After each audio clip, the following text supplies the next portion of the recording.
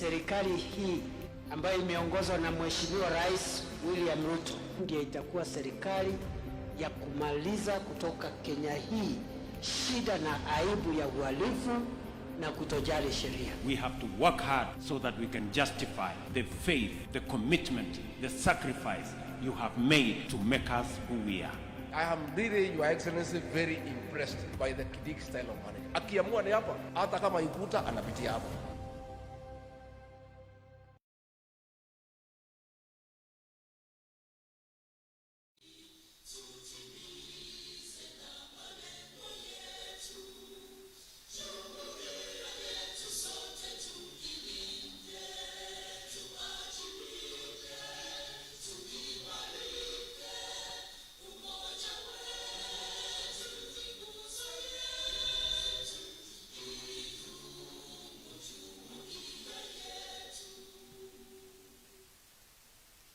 As we remain standing, I call upon Caroline Onchoka, Deputy County Commissioner, Bale Sub-County in Western Region, and Ahmed Her, Deputy County Commissioner, Mombasa, to kindly come forward and lead us in a word of prayer.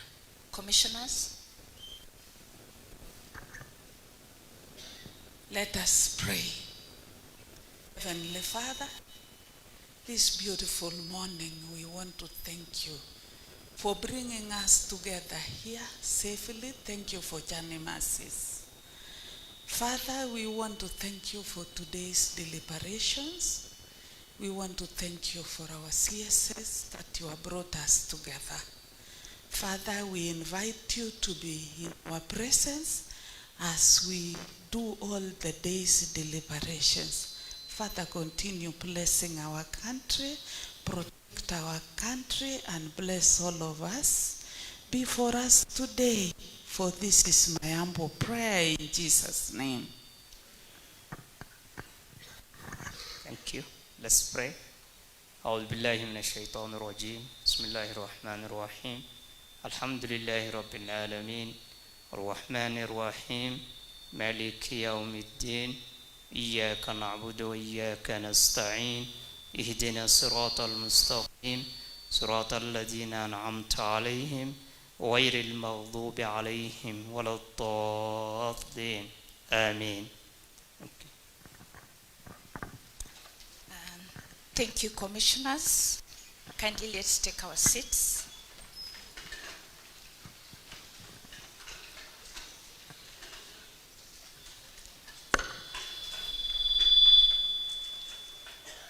Professor Kithure Kindiki, our Cabinet Secretary for Interior and National Administration.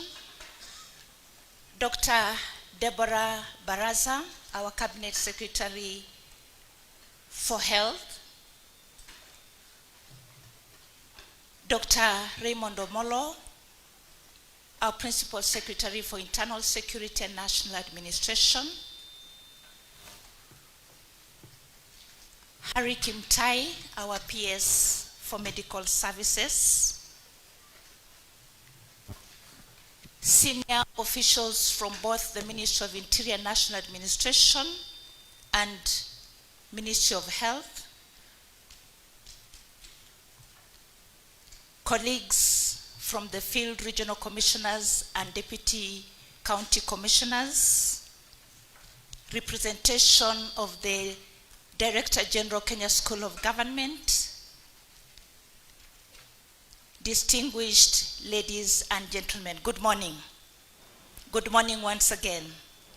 On behalf of the Joint Secretariat, let me take this opportunity to welcome you to our joint meeting between the Ministry of Health and Ministry of Interior and National Administration on universal health care coverage.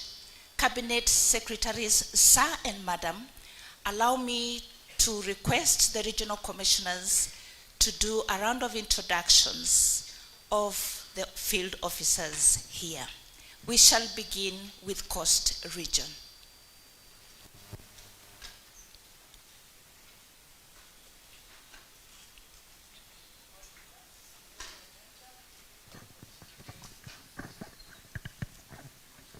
Good Good morning, sir.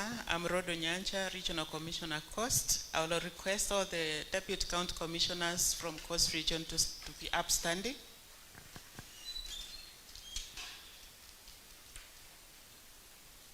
Salute.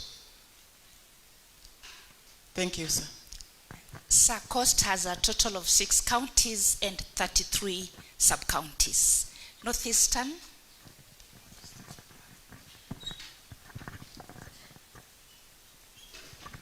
Morning, sir.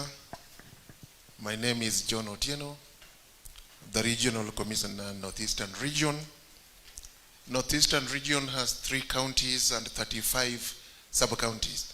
I would request the Deputy County Commissioners to be upstanding. Deputy County Commissioner, Northeastern. Salute. Thank you. We proceed to Eastern Region.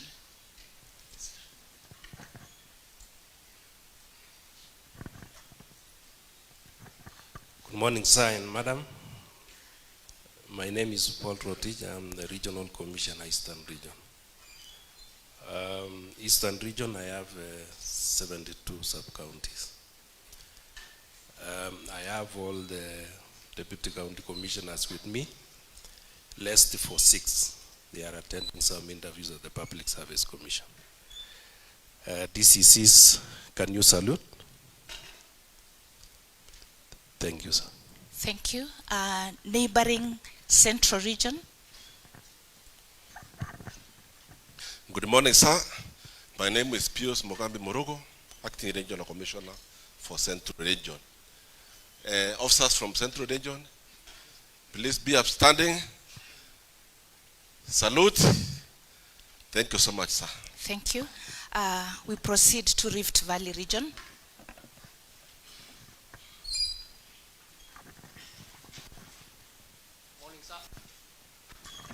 My name is Dr. Abdi Hassan, Regional Commissioner, Rift Valley. I have 14 counties and 94 Deputy County Commissioners. Salute. Thank you. Thank you. Nyanza Region.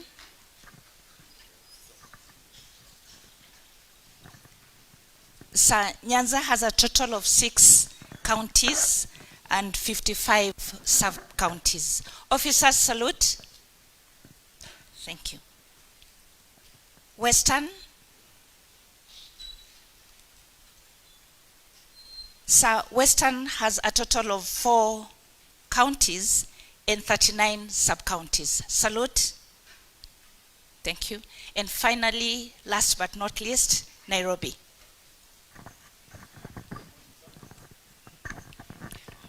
Sir, my name is Kithure Mwanza, the Regional Commissioner, Nairobi. Nairobi has 1 county and 11 sub-counties. One of the DCCs is attending an interview, or she's already done with it. Salute. Thank you. Thank you. Quickly, we also have officers from the ministry headquarters. Officers from the ministry headquarters, kindly be upstanding. Sir, they will not salute, but they are loyal. Kindly be seated. And finally, sir, I request my brother Adan Halake to be able to introduce officers from the Ministry of Health. Thank you, Madam Opora. I want to write on the protocol laid by Madam Opora. I want to introduce the team from the Ministry of Health, and I'll request them to stand. There are few, we are lean.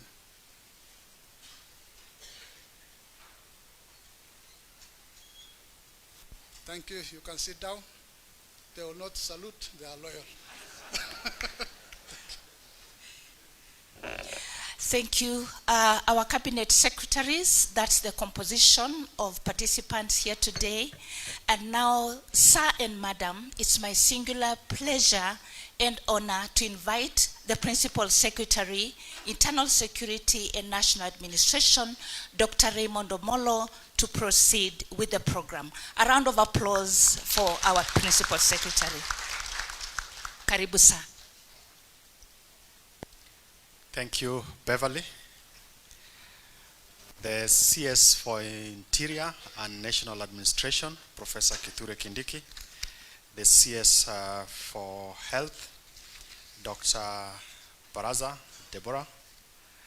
My PS colleague, Harry Kimtai, PS in charge of medical services.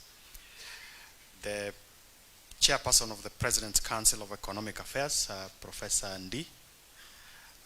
The deputy government spokesperson, Mwanaisha. The DG in charge of medical services, I think, yes, the Director General for Health, Dr. Moth. The CEO for Social Health Authority. Colleagues, ladies and gentlemen, good morning.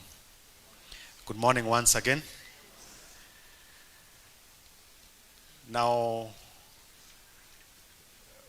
I first of all must admit that I am excited when I look at the color in the room and the uniform and the faces and the energy.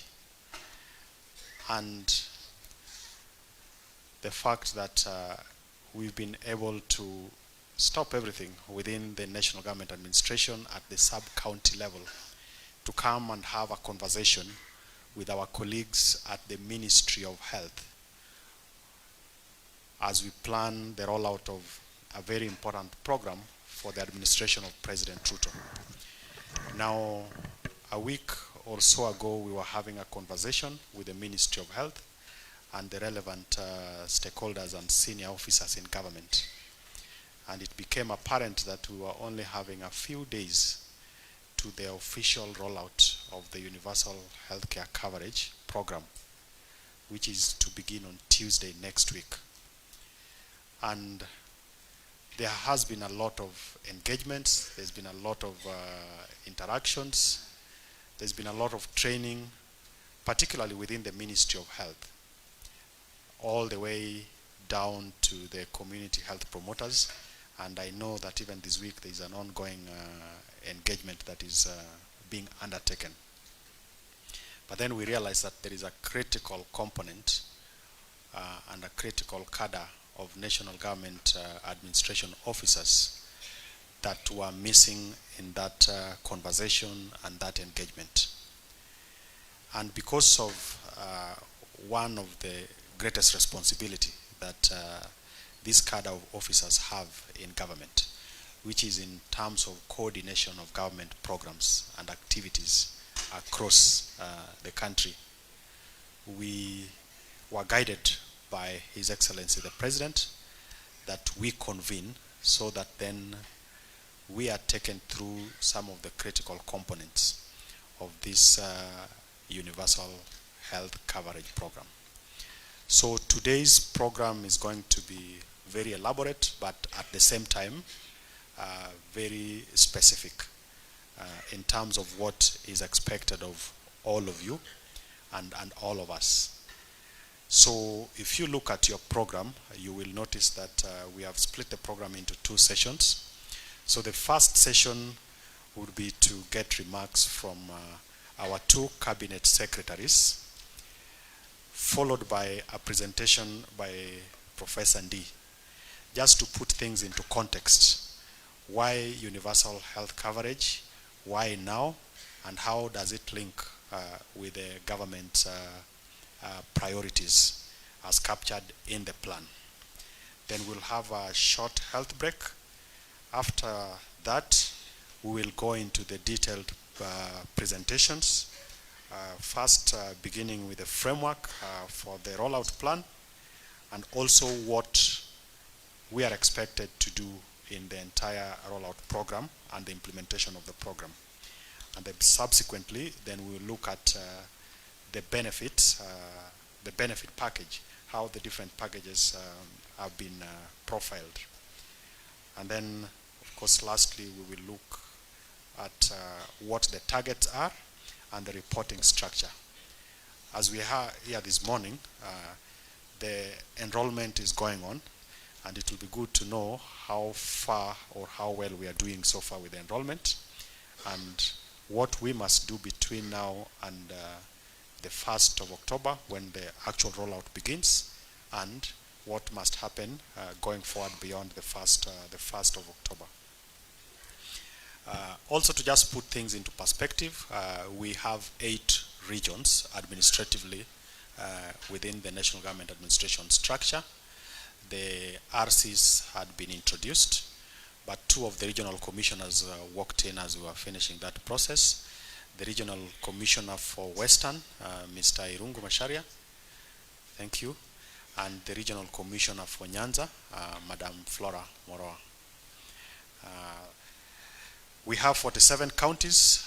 For today, the county commissioners are not with us, but they will benefit from the discussions that we'll be having because they are part of the reporting mechanism. And then we have a total of 389 deputy county commissioners spread across in each of the regions and the 47 counties. And below the deputy county commissioners, we have the assistant county commissioners. And then below the assistant county commissioners, you have the chiefs who are in close to 4,000, close to 1,000 locations, and the assistant chiefs in 3,999 sub-locations. And below the assistant chiefs who are at the sub-locations, you have the village elders, and we have in excess of 106,000 villages. And this marries closely with a close to, is it 107,000 community health promoters spread across the country. So you can already see that there's a very good nexus and a very good opportunity to be able to have a perfect and seamless linkage with our CHPs for purposes of us undertaking and rolling out this program. With those few remarks, allow me to invite the Cabinet Secretary responsible for Interior and National Administration to make his remarks, and then he will invite the CS for Health. Thank you.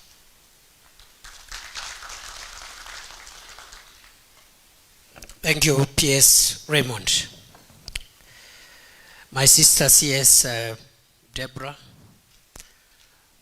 the PSs were here, Raymond and Harry, the chairperson of the President's Council of Economic Advisors, my brother David, all the senior officials from the Ministry of Interior, Ministry of Health, my colleagues from the field, good morning.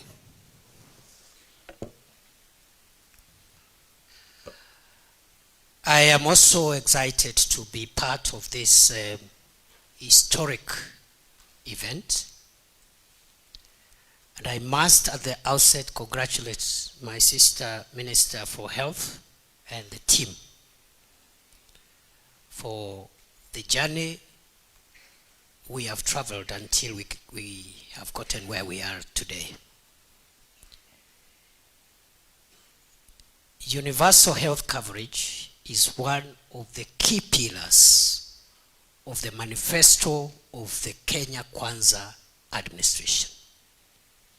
And that's why David D is here to explain that what we are rolling out, or what we are about to roll out, is one of the key deliverables for this administration. There are 5 pillars, and universal health care is one of them. Secondly, I'm excited because the previous 2 administrations have struggled to implement universal health care, but unfortunately, because of other reasons, various reasons, it was not possible. The late 3rd President of Kenya, Mzee Kibaki, I remember that time the minister was a CS Charity Ngilu, had an attempt at universal health coverage. It was not possible, mainly because of resistance and other things. and misunderstanding of what it is. The immediate former president, Uhuru Kenyatta, also during his administration had a go at this very important exercise. Again, it did not pick up.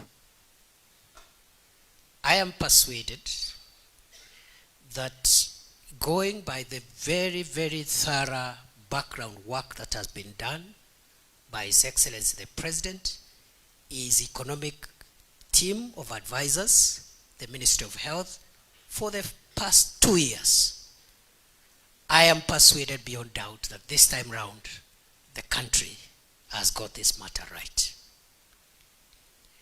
Number 3 is to mention that besides the preparatory work, the relevant law has been passed. The Primary Health Care Act, the Social Health Insurance Act, the Health Data Act, and therefore the legal framework which now anchors this program is in place, unlike in the past when the legal framework was not supportive of past initiatives. Therefore, we are at a good moment to implement one of the 5 main pillars of the Kenya Kwanza administration. We in the Ministry of Interior are very proud to be associated with this national endeavor. National government administration officers and the national government administration system exists to support government agenda in the grassroots across all functions of government. And that is why under Executive Order number 1 of 2023, the role of coordination of government functions across the country is vested with us through our Ngao teams. We have a national outreach right from Nairobi, from the headquarters to the regions, all the way to the villages.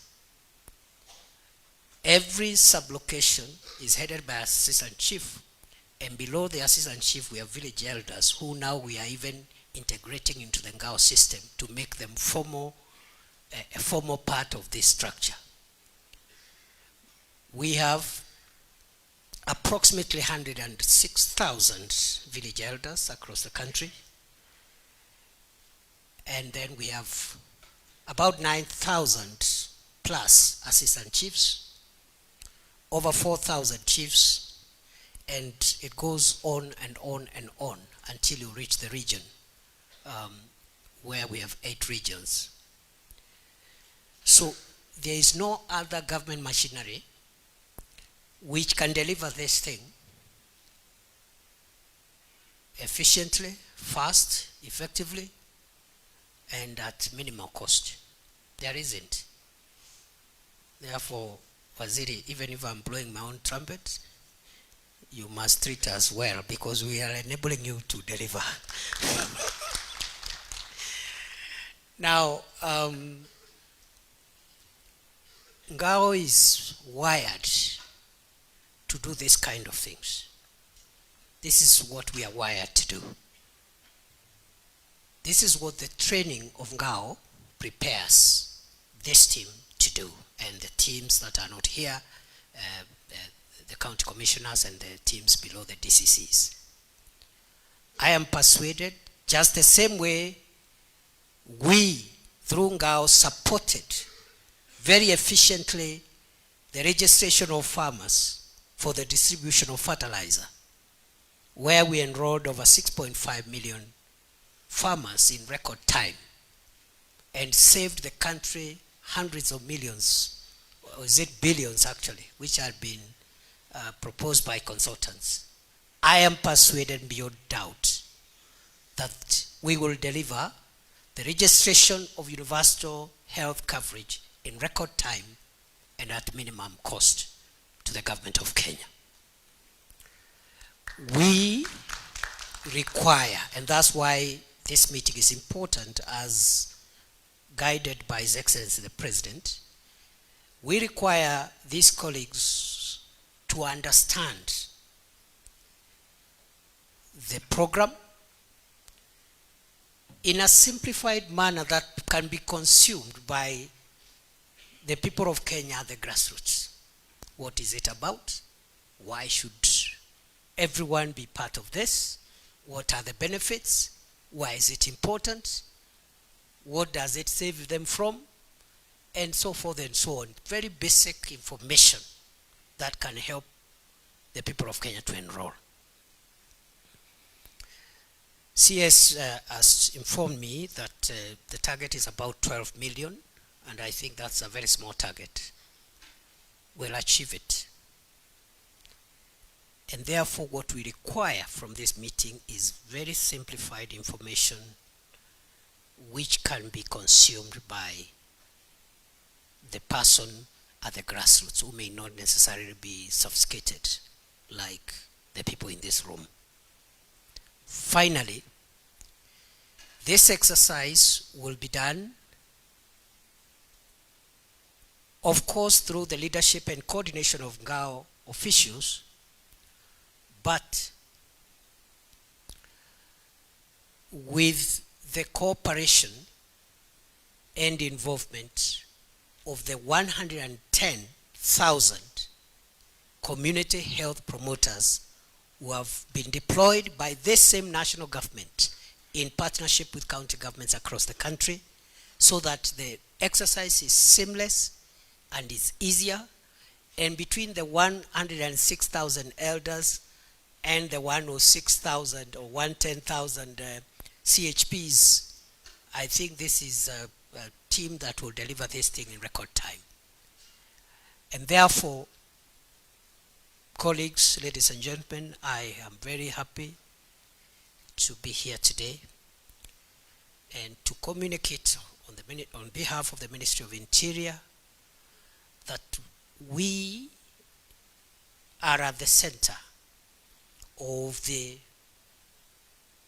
registration campaign for the universal health coverage as part of our mandate in support of the Kenya Kwanza Administration Manifesto on Healthcare, and we are ready to go, and we will achieve the targets that will be set for us.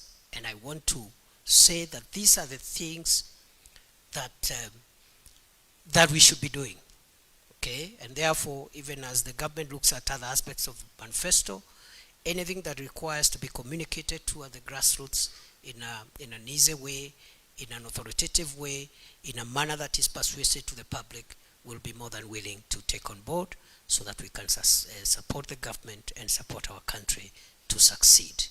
And therefore, today is not my day. Mine was just to come and show my face and my presence. I think most of the technical and subject matter work will be done by the Ministry of Health.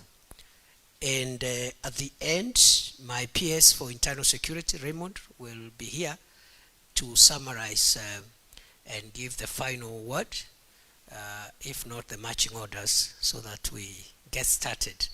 In terms of the dates for the rollout for the program, the Minister of Health will communicate to us.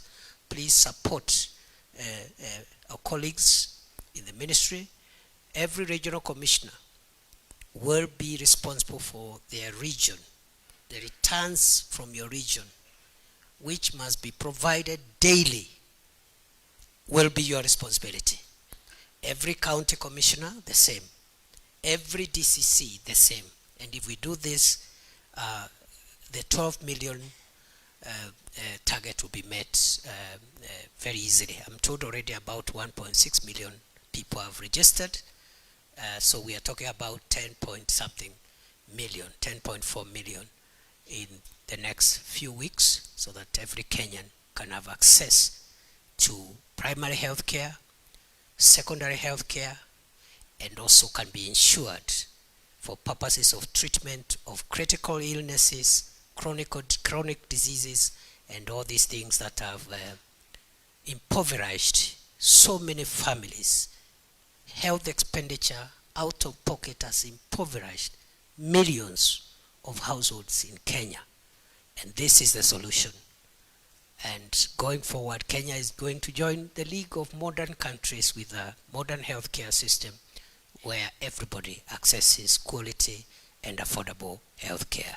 With those many remarks, it's now my honor and privilege to invite my colleague, my sister, CS Deborah Barasa, to come and tell us what she wants us to do. Karibu Waziri.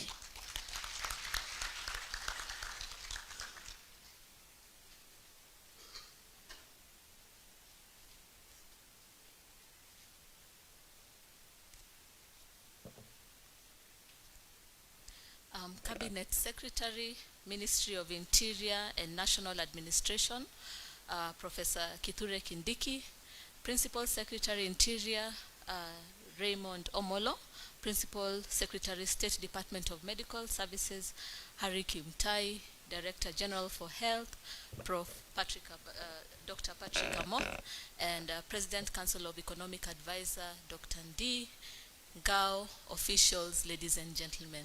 Good morning. Thank you. Let me start by sincerely thanking my colleague, CS Prof. Kithure Kindiki, for finding time to be here and also for mobilizing this wonderful team. And thank you so much, our Ngao officials, for being here this morning. This is indeed a great demonstration of unity of purpose we share as a government. So, ladies and gentlemen, as you well know, we have had significant progress in the health sector. However, there are some key health outcomes which we have still not yet gotten the appropriate target. I love stories, and so I will tell you a story. So while working in the slums, some of the slums in Nairobi, I worked in Mathare, and I remember taking care of one person living with HIV.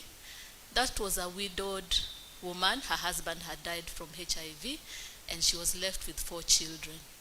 And she had developed complications in Mathare. So we had to, support her because she could not do her routine duty, which was washing clothes initially, as she took care of her children. But I remember one day when I sat with her, and she asked me one question, Daktari, ni dawa nitanunua, ni watoto nitasomesha, ni chakula nitanunua kwa nyumba, ni rent nitalipa, ama nitaenda Kenyatta kuonekana. And so that really touched me, and that is why we mobilized funds to support her. I also think of a 50-year-old man in the village who has that arthritis of his knee, and he has to rub Kaluma on that knee because he cannot afford to go to a facility and get appropriate services.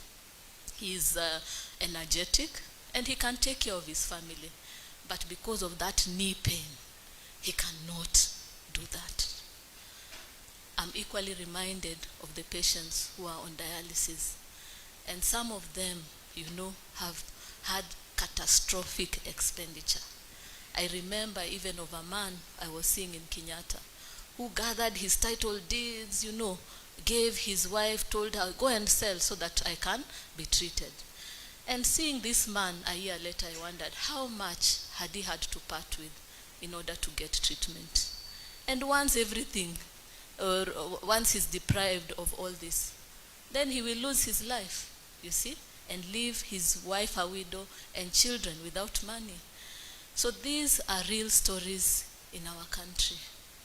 And with the Kenya Kwanza priority, that is the bottom-up economic transformation agenda, one of the priorities being universal health coverage.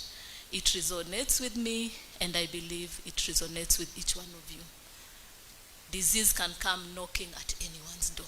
It does not know if you are elite or you are not. It can come at any time. And so universal healthcare coverage is critical for us so that each of us as Kenyans can be able to access affordable quality care. Okay? And so with the 4 pillars, one of them was the sustainable health financing mechanism, so that the Ministry of Health has a self-sufficient and autonomy in terms of finances, so that we can always have money and we are not depending on the exchequer for health service delivery. Equally, we'll be having a digital platform, and that would support in efficiency, transparency, and accountability, which is part of our national values. And also, we intend to have improved supply chain of the health products, meaning that madawa yafike mashinani effectively, and we are able to monitor so that each one of us can access the products, and equally the healthcare workers. And so in 2023, the Parliament enacted 4 laws upon which our UHC agenda is anchored: the Primary Health Care Act, the Social Health Insurance Act, Digital Health Act, and Facility Improvement. And we are currently at various stages of implementing these laws so that we can give Kenyans quality, affordable health care. And with regards to the social health insurance, Social Health Authority was formed, which will also be able to address these gaps. So I'd like to congratulate you, as Prof. Kithure Kindiki has said, regarding agriculture. 6.5 million farmers within 2 weeks. Please, let's give ourselves a hand of applause. Congratulations, congratulations. And I ask myself, how much more touching each Kenyan? The 12 million households that our Prof has clearly talked about. And so your support will touch each heart, each Kenyan heart. Yeah? It is indeed a privilege, an honor, an obligation for each one of us if all our people can access quality, affordable care. And so, ladies and gentlemen, all these changes we are making will be meaningless unless Kenyans know about them, number one, and 2, take full advantage.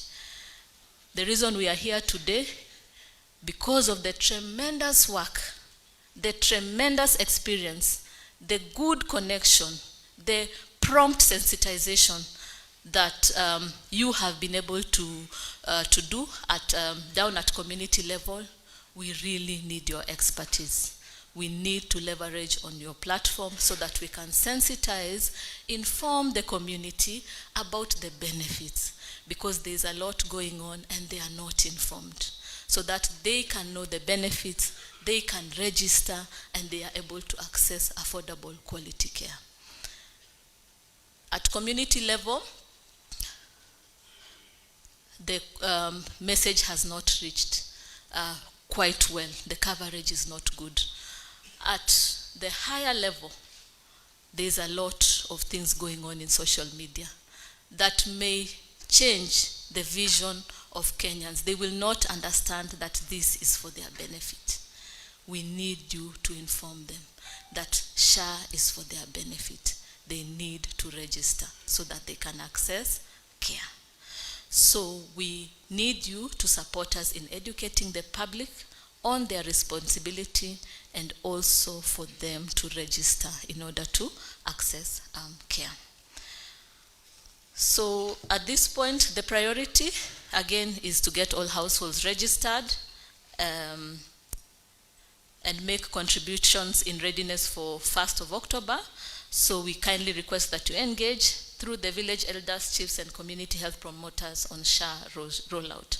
Share the message at every public forum as well, and you can present it in the barazas, funerals, weddings, school events, etc. You know your area, and I believe you'll be able to map out and action. So our target, as has been said, 60% of households, which means 12 million households. And so when you look at households, we expand to around 36 million Kenyans. And we hope we can achieve this by the 1st October.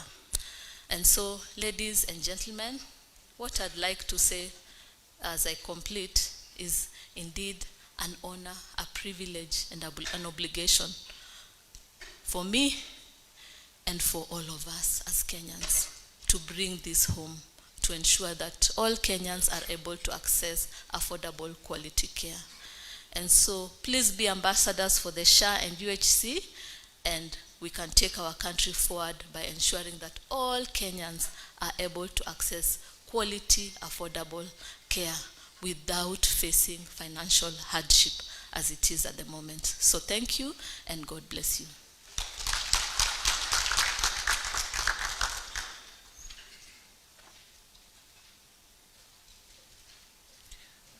I'm persuaded Waziri deserves a bigger round of applause.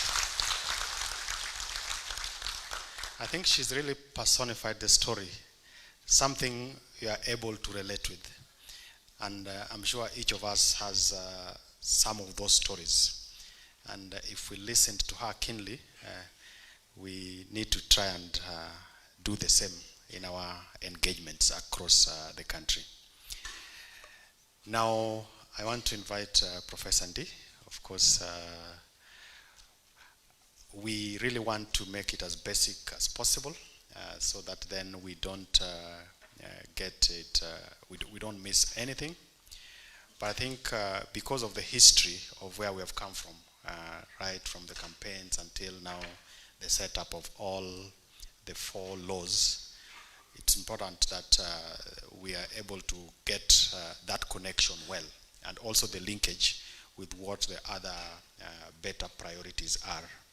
So allow me to invite Dr. Ndi, who will speak to us. I think we are looking at about half an hour or thereabout. But anyway, yes. All right. And just try and put some of these difficult terms into perspective. Thank you. Karibu.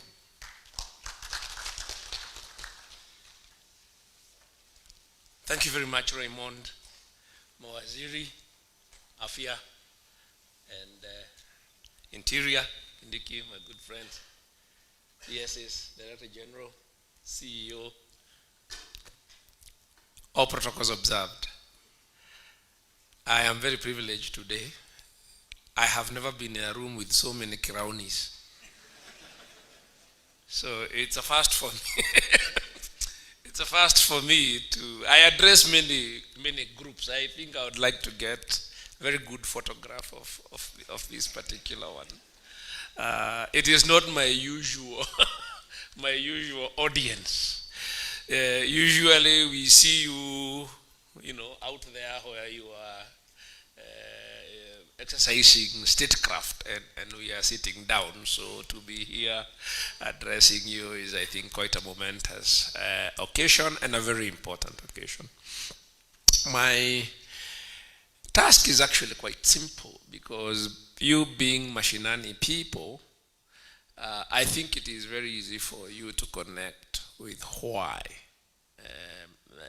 universal health care and access to health is important in the lives of people, as exemplified by the story that CS Deborah just told.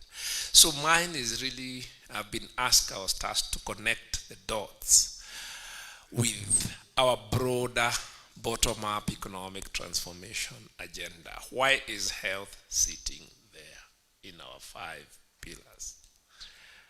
We know health is important, but we don't think of it as economic. We think of it as social, perhaps. So, why health sits among those economic pillars like agriculture and micro-enterprises and digital transformation and housing may at first look odd. But once I explain why it's sitting there, I think it will just emphasize and re-emphasize why it is so important, and that this is probably one of the most transformational and consequent initiatives that this administration will do, and potential legacy for President William Ruto for Kenya. So I will begin also with a bit of a story, but not quite a story. Kenya, there's a paradox. Our country is a bit of a paradox. When you look at our country, it looks very developed relative to other, in a relative speaking, to our neighbors and African countries. We are seen as one of Africa, a very sort of leading economies. We look very developed if you're in Nairobi. If you look at some of our statistics and parameters, investments, all sorts of things, it looks very developed. And physically, if you look at just visually, it really looks like an upper middle income country if you compare with many other countries. We also do not have the history of some of the challenges that many of our African countries have had. We haven't had political upheaval, conflict, coups. Yeah, so we've been a relatively peaceful country since independence. And we look relatively developed. But when you look at the real development outcomes, objectively, when you go to objective development outcomes, even within Africa, we are in the bottom half of real development outcomes. We have a very high incidence of poverty, which has been stuck at around 40%. Yet you see countries with much lower growth, much less human capital and all the other things, much better. I'll give an example. A country like, and talk about like, let's talk about like basic things like food security. If you go and check food security statistics around the world, we are bottom 20% in terms of food security. Or rather, we are one of the most food insecure countries, even in Africa. If you look at a country like Ghana, which has had coups, conflicts, all sorts of things, I think the population that is food insecure is less than 5%.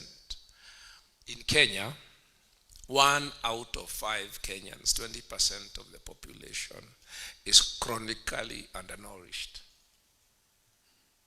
Yeah? It's not a good statistic, particularly when you look at children. We hear a lot about economic growth all the time, but this growth does not seem to translate to prosperity for the majority. So there's a paradox there. A country which appears and has all the visible sort of, you can see the form of what you might call development, but you don't see the substance of it. So where is the disconnect between the form that you see and the substance? That story now connects me with President William Ruto. About 3 years ago, or 3.5 years ago, I had never met him. We had reached out, we had talked on the phone a couple of times, but I had never met him until 3 years ago, even though we had the same kind of political circles. And he was obviously going to run for president. So we sort of reached out to me and we had a conversation. And one of the first things he said in that conversation, and he reached out to me, is to say something. I think he said, you know, I have now accepted that there is something wrong with our economic model. Because we keep doing these things, we keep doing these development things as Jubilee. During Kibaki, we did many things. We thought we had transforming the country.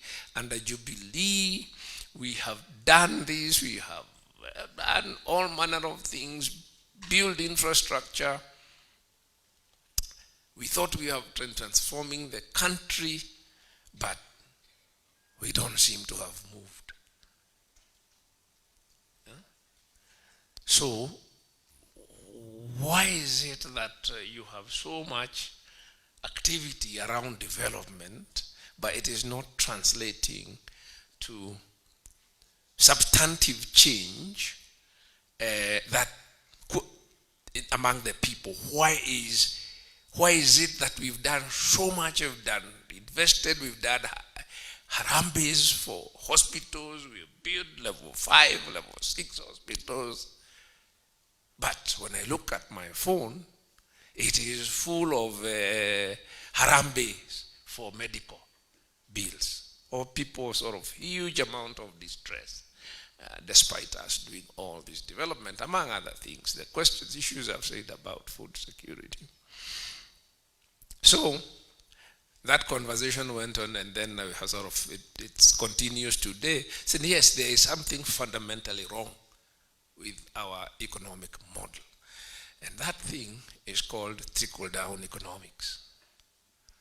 Trickle-down economics is an ideology that believes that prosperity is created at the top by a few people, and then it trickles down to the masses. Where did we get that ideology? We got that ideology from our colonial legacy.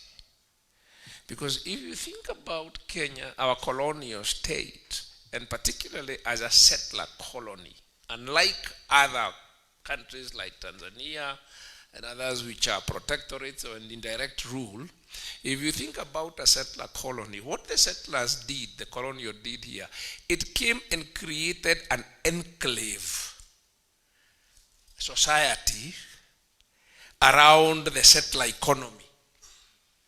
Yeah? An enclave around the settler economy, which essentially was to serve the settlers. Those of you out there in the countryside can begin to relate to what I'm saying. And so the people in that enclave economy, society, are those people associated with the state and the settler economy. Yeah?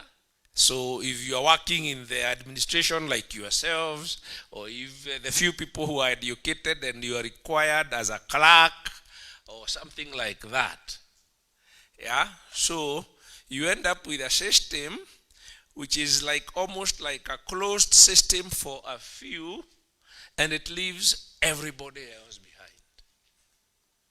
Yeah? And if you look at all our institutions, that is the legacy of our institutions. These institutions are designed around a formal economy and structure. That's where it looks developed. But most of the people, the pastoralists and the fisher folk and all other people out there are not part of it. Yeah? So, what has happened over time, you start with that system, you have at independence a population of only 6 million people. It includes maybe only 1 million people are in that system. 5 million are out there as smallholder farmers and pastoralists and fisher folk. And 5 billion people can support themselves reasonably with the resources, land and other resources that are available. But when you get to 60 million people, it is very difficult to, that system cannot accommodate that many people, but it's very difficult to exclude 50 million people. And also the resources out there are not sufficient to support 50 million people. And at any rate, because of education and healthcare interventions, those people do not have expectations that they will remain pastoralists and smallholder farmers and fisher folk forever. Yet, the structure you have at the top isn't built to accommodate that many people. So you find that today, and I want to make this connection, we have a workforce of about 19 million people, and the economy we call private sector in Kenya, yeah? The economy we call private sector, what I'm calling trickle down, only employs 2 million people. The public sector employs another 1 million. So that's 3 million, 3.5 million people. Those 3.5 million people, that leaves how many people? 16 million people. Who are those? They are uko mashinani, smallholder farmers, jua kali, informal sector, in the micro and small enterprise sector. Now, our system is not designed, institutions are not designed to include those people. So let's take health. If you look at the health system that we inherited, it assumed that all those people would be catered for by public hospitals, dispensaries, and health centers out there. And then we created a health insurance only for employed people. So the NHIF was created primarily for people, because if you look at the way it is funded from payroll deductions. So if you are not on a payroll, you are considered, you are outside the system. You don't need health insurance. Yours is to go to the dispensary for small infectious diseases. But if you have a critical illness, you are on your own. Yeah? So that was then when you had maybe 300,000 people in the formal wage employment when it was created. But over time, now you have a population and it has grown. So you find that you have then a healthcare system, if you come to Nairobi, where you have world-class healthcare in private hospitals. In fact, these are hospitals actually serve even the elites from the rest of the region. Yeah? That is where leaders from the rest of the region are evacuated. It serves international. It's good enough for the UN people who work here and all of that. But the ordinary Kenyan has a little dispensary, uko, which hardly has drugs. They have to go there if they have just a small infectious disease, sit on a form, queue, go around, spend the entire morning, in which they sort of wasting their productivity, trying to get treatment for a simple infection or something like that. So you find that even when we try to include people, and that's one of the conversations we're having with William Ruto, is how he had tried to enroll people into the NHIF. But the problem is, because they are not on payroll, these people, NHIF then created a product for them called voluntary members. Where you pay 500 shillings per month. But a person who's not on payroll cannot remember to constantly be paying their 500 shillings. So they join, and after 2 months, they lapse. Then somebody gets sick and they remember, oh, I should have kept my NHIF current. So they have to wait, pay, and then now they try and access healthcare. What that causes is a problem where now the only people who are enrolled are the people who are sick. Because we call that in health economics adverse selection. So that you're only joining, yet an insurance is supposed to ensure everybody pulls money so that the actual cost, whatever is low, it doesn't work. It is not fit for purpose. So you find the same. Think about Social Security, NSSF. It is only for people who are payroll. If you are out there, you are a mechanic in this country, even if you have a high income, there's no mechanism for you to easily save for retirement. The consequence of that is that you have then ended up with something, a very high, what do you call, a crisis of catastrophic health expenditure shocks. According to a study carried not too long ago, I think the data is about 2018 when you had research, it showed 1 million Kenyans in that year when that survey was carried fall into poverty because of what you call a health shock.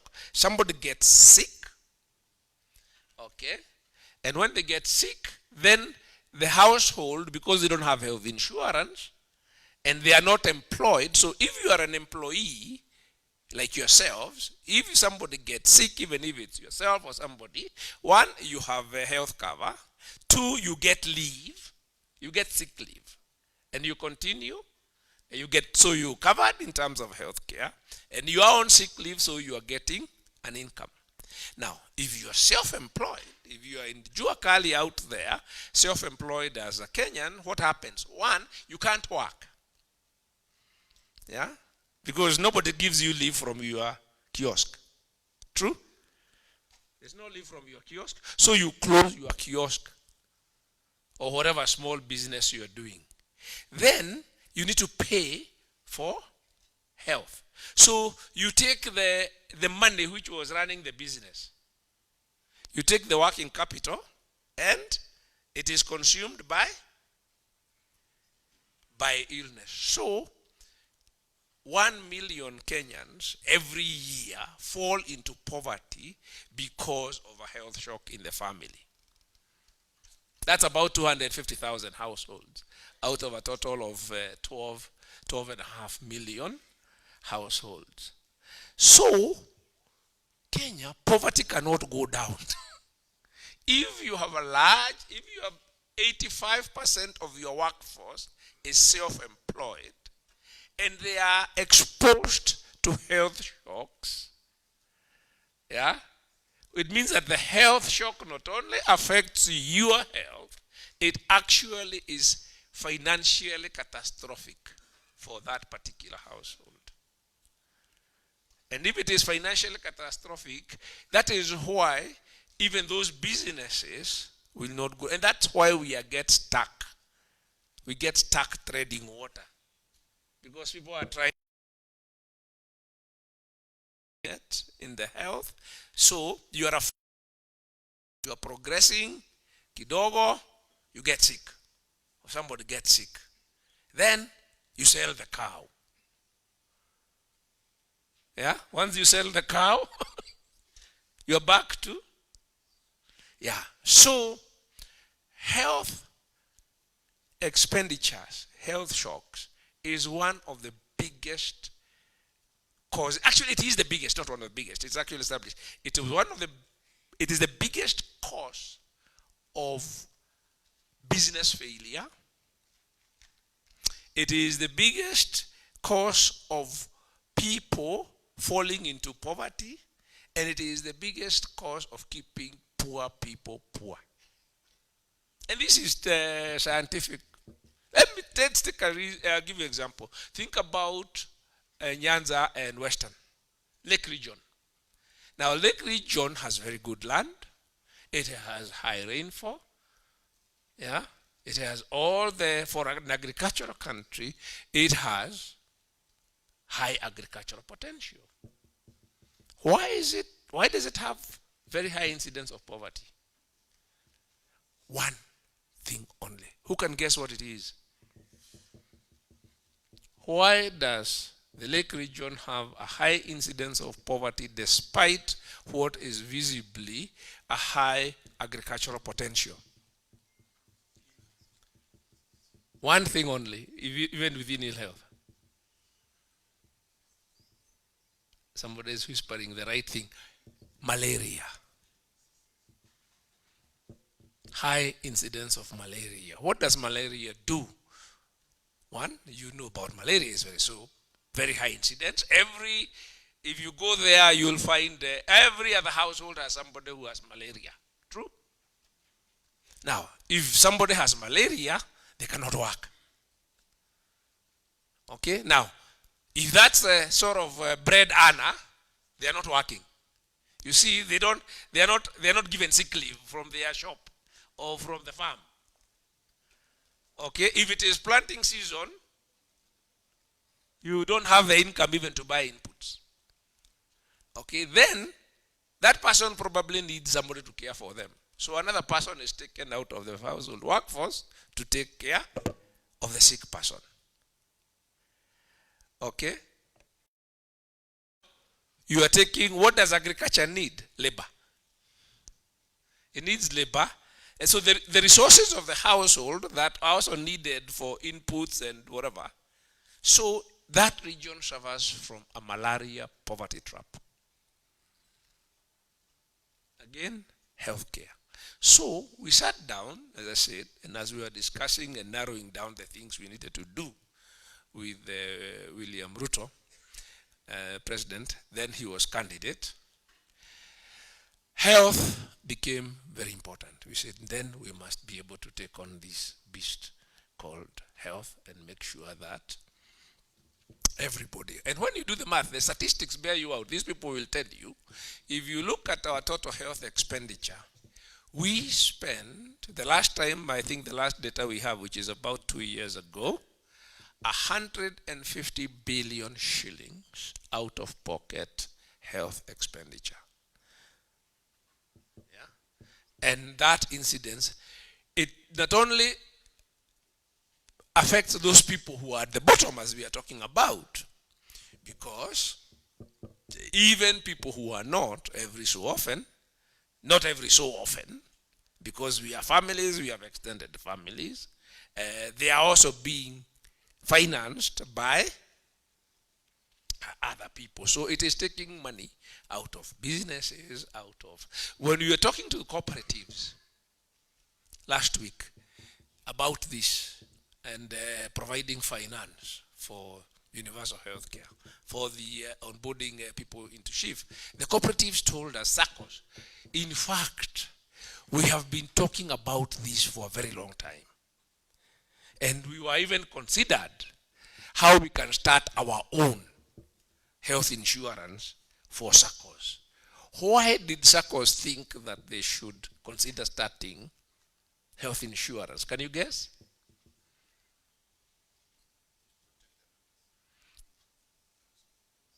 But why would SACCOs, why would that problem become so visible to SACCOs? Actually, the answer is the biggest reason for people liquidating their SACCO savings, or defaulting on their loans is health shocks. So somebody has put money in their SACCO, whatever, and they come and say, look, I need to cash out my SACCO. Why? Or my mom is sick, we need to take her to India. So we are whatever in the family, and the only money I have is the money in the SACCO. So SACCO begin asking, what can we do to? Because why else would there is other reasons you could persevere and say let keep savings. But if it is your own health or the health of your loved one, a spouse, a child, a parent, then I think that is a no choice situation. So you have one has sold the cow, you liquidate your SACCO, you sell the car, you can always buy that one later and deal with the health situation. So it's all around us. You can see the connection between, so even if we are trying to support agriculture, health shocks are pulling us down. You are trying to support small businesses, health shocks are pulling us down. Yet, the infrastructure we have, the only thing it can provide for people who are not on payroll, because it is a legacy system of that colonial structure I talk about, it could come up with was, we cannot determine these people's incomes, we don't know what they earn, so let's put a flat 500 bob. So whether somebody is a Juakali mechanic or a rich businessman, all of you pay 500 shillings. So it is actually not, and that's because the system. So what we sat down, and we sat for a long time, is to try and figure out how can we design a system which is designed for our society as is. Not one which we are inheriting and just copy and paste from Western countries where everybody is employed by a big company, by a big organization. because we are an economy of self-employed people. So we have to design a system which works for us, not copy one which we have tried to plug it in, plug it, people patch it up.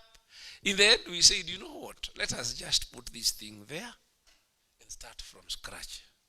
So we sat down with Dr. MoH here and other people and started thinking, how do we actually design? And perhaps this is the journey we should have started many, many years ago, saying how do we design institutions and structures and economic system which works for our economy the way it is. Not one which picks a few people and says the ones who are in suits and whatever and design and just copy and paste the Western systems which can fit those people. Alafu hao wengine, the rest of the Kenyans who go fishing, hao watajipanga. Yeah, their lives are too complicated. You try and fit them in this system, their lives are too complicated. One of the things which is really helping us to do that is digital. Because digital technologies now allow us to reach people, to connect people irrespective of where they are. Many of you remember, some of you, no, maybe not many, not as many. Sometimes we forget some of us now are no longer vijana. And we are on the other side of whatever. But would remember when banking was only for the elite. For you to have a bank account, you are a very important person in society. Yeah? The ordinary people, they dealt with cash. Many of you remember when only senior officers in government or private sector had a telephone in the house. In fact, it used to be one or two people in the whole community, and the people who needed to make calls had to come and queue there to the person who owns a telephone. What digital technology has done is universalize these technologies. And now they enable us to leverage on this kind of technology so that you officers can onboard 6 million farmers onto a digital platform and enable us to deliver that fertilizer subsidy at the touch of a button. So he said, even in health, what enables us to now be able to universalize our healthcare system is to leverage on that digital technology. Because digital technology does not discriminate whether you are informal, whether you are a pastoralist, it doesn't discriminate. You are now able to connect the connectivity with every Kenyan. You do not need to be in a formal institution for us to be able to plan and whatever. And we've already started in the healthcare. I think many of you will have interacted with the community health promoters. We have built that digital platform. It is now possible for this doctor sitting here to tell you today how many people have been visited by CHPs. They have taken their blood pressure and their blood sugar, and how many people have been referred for further investigation, potentially for diabetes or high blood pressure or hypertension. Now, that capability means that person, that old person who has, that parent or whoever, who has been investigated and for diabetes, that is probably a kidney disease averted. That person who has been investigated and referred for hypertension, it is heart disease averted. It's a heart disease averted. So with that capability then enable us to bring the quality of health care, world-class quality of health care to that person. In fact, probably better than many, many other places, including developed countries in the world. It allows us to begin to close that gap. So that is the opportunity, and not only opportunity but imperative. Why this is so important? It is so important because in terms of healthcare cost, if you can avert that case of that person, and now we are moving to a case where society is also aging, so that you are shifting to about moving from a burden of infectious diseases to what these people here call non-communicable diseases. And once you move to non-communicable diseases, the kidney, the heart, the kidneys, all those cancers, the burden of catastrophic expenditures become even heavier. Very, very heavier. So it is very important that we take this action now. And we put everybody in one pool, one insured system, one provision system, because that burden, when that burden happens and that person needs to go to India and they need 5 million shillings, all of us have to put that money. And that money is we are taking out of other economic activity. The disease burden and the financial cost of that disease burden might actually overwhelm us economically. So we are not going to make economic progress until we solve our healthcare financing problem, healthcare financing challenge. That is the message. So people are going to ask lots of questions. Why do we have to pay more for this social health insurance, where we can get social health insurance, private health insurance somewhere else? That is the problem we have had in this country, where we have a small group of people who are able to provide for themselves in that enclave that I talked about of a small privileged economy. You think you have left everybody else behind. You think it is not your problem. But in fact, what it does is that it drags all of us down. It is keeping us down, because you cannot leave behind 55 million people. You cannot have a prosperous economy. You cannot transform this economy and society by having only 2 million or 3 million people in the formal economy, with institutions designed around those people, leaving behind the other 55 million Kenyans. I think that's the message that I hope we can be able to convey to everyone, so that we understand that we cannot leave anyone behind. It is counterproductive. It is defeatist. That is why we look developed, but we are not developed.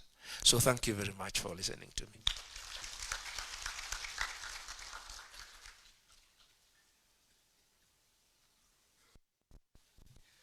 Let's give Prof another round of applause. So we will take a short break. There's a photo session outside, and then we come back immediately after that. Asanteni sana.